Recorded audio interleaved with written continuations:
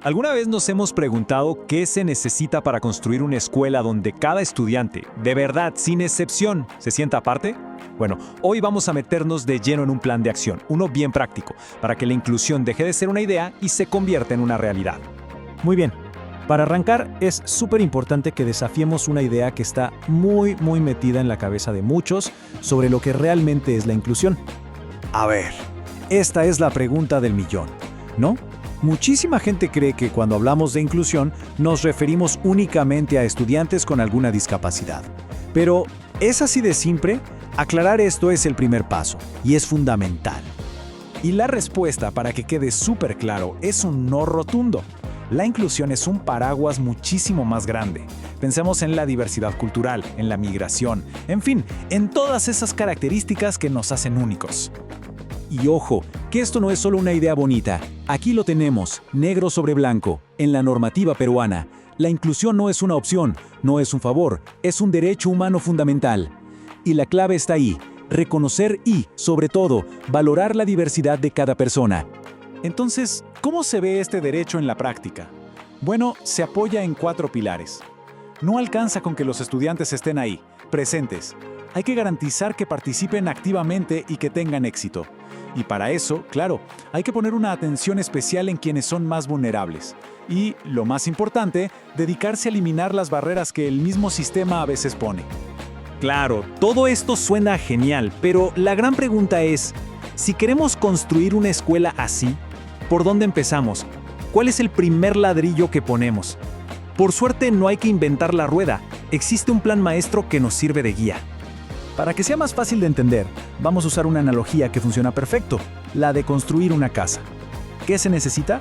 Primero, una base, unos cimientos sólidos, ¿verdad? Esos son los valores. Luego, un plano, una arquitectura.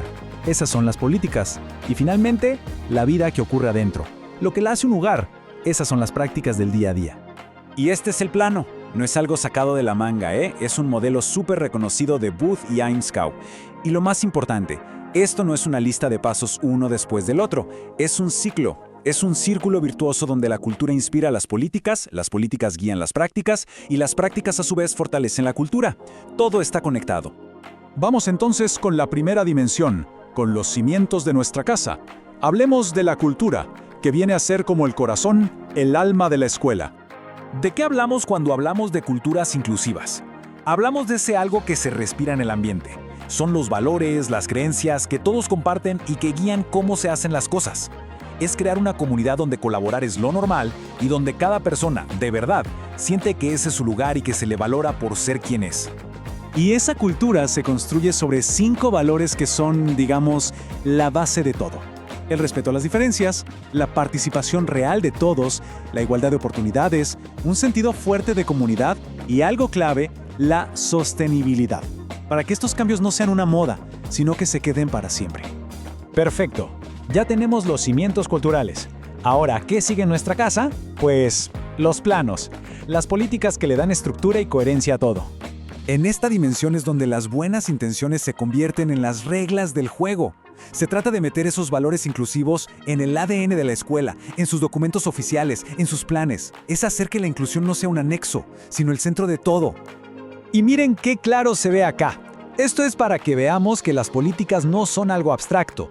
Por ejemplo, en el proyecto educativo, el PEI, la inclusión tiene que estar ahí, en la misión, en la visión. O el reglamento interno, el RI, no puede ser solo una lista de castigos, tiene que ser una herramienta para construir una convivencia que celebre quiénes somos. Cada documento es una oportunidad de oro. Listo, cimientos listos, planos trazados. Pero una casa no es un hogar hasta que se vive en ella, ¿cierto? Y eso son las prácticas de todos los días. Aquí es donde todo se vuelve real. Las prácticas son el día a día, las clases, las actividades, las conversaciones en el patio. Es donde la cultura y las políticas cobran vida y se aseguran de que la voz de cada estudiante se escuche y se tenga en cuenta. Y esto es lo que se puede hacer cada día. No es nada del otro mundo, ¿eh? Es trabajar en equipo, planificar juntos, buscar activamente qué cosas pueden estar dificultando la participación de alguien y eliminarlas. Y lo más importante, vivir esos valores, no solo tenerlos en un póster. Pero claro, sería muy ingenuo pensar que este camino es fácil. Siempre hay obstáculos, siempre desafíos. Y es clave saber identificar eso que llamamos barreras educativas, para poder superarlas. Y aquí, atención, porque este es quizás el cambio de mentalidad más poderoso de todos. Una barrera educativa no es un problema del estudiante, es un obstáculo que está en el sistema, en el contexto y que le impide aprender y participar. El foco cambia por completo, de la persona al entorno. Miren, qué bien lo resume esto. El enfoque tradicional mira al estudiante y piensa, hay un problema con esta persona, hay que arreglarla. Pero el enfoque inclusivo mira al sistema, a la escuela y se pregunta, ¿qué tenemos que ajustar nosotros para que esta persona pueda participar plenamente? Es un giro de 180 grados. Al final, todo esto lo podemos resumir en vigilar 3 cosas, 3 indicadores clave. La presencia, o sea, que todos estén ahí, la participación, que de verdad sean parte del grupo, y el aprendizaje, que logren sus metas. Se trata de asegurar que cada estudiante no solo esté en la escuela, sino que verdaderamente pertenezca a ella. Y cerramos con esto, con una reflexión que queda flotando en el aire. Porque al final del día, esto no es solo un tema de grandes políticas, es un desafío personal y profesional. Y la pregunta es, ¿qué pequeño cambio, qué cosita se podría hacer mañana mismo para que la escuela sea un lugar un poquito más justo y acogedor para todos?